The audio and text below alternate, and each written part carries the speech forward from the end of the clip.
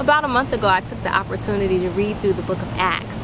I was intrigued by the type of power that God demonstrated in his people during that time.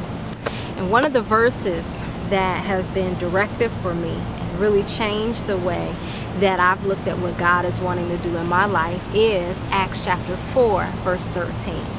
It reads like this: when they observed the boldness of Peter and John and realized they were uneducated and untrained men, they were amazed and recognized that they had been with Jesus. You know Peter and John, don't you?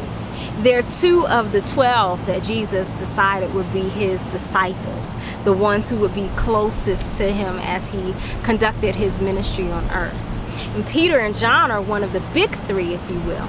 Peter, James, and John were the three who were always close when something special happened with Jesus. We see the three of them together on the Mount of Transfiguration with Jesus, and they're able to see Jesus glorified. And in the book of Acts, here in Acts 4, we find that they've gotten themselves in trouble. The chapter before, Acts 3, is where they heal a lame man who's sitting in front of the temple called Beautiful.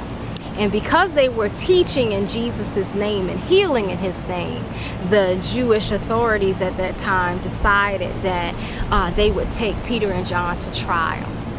The authorities who were trying Peter and John at that time got a surprise though, realizing that these men were fishermen, that they hadn't been trained by the Jewish scholastic system.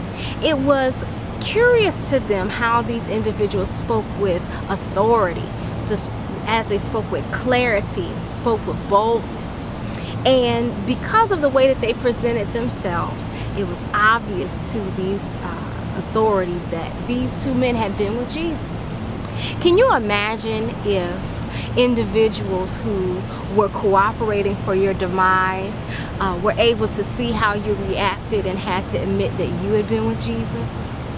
If a person lies on you, scandalizes your name, and sees that you don't go off like you would in the past, that they have to admit that your relationship with God is correct, that it's right, that you're actually walking with him.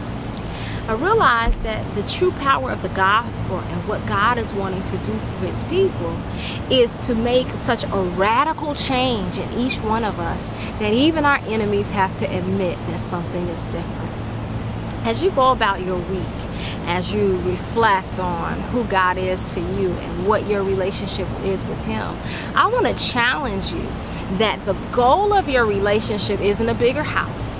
It isn't a bigger car. It isn't a better job. The goal of your relationship is that when you get in hot water, when your circumstance isn't quite right, when your money is funny and your change is strange, that the way that you present yourself is to be like Jesus. You can't do it on your own. It has to be through the infilling, indwelling power of the Holy Spirit. But it is possible, and that's my prayer. I want you to make it your prayer as well, that no matter what happens, that we should be like Jesus. God bless you.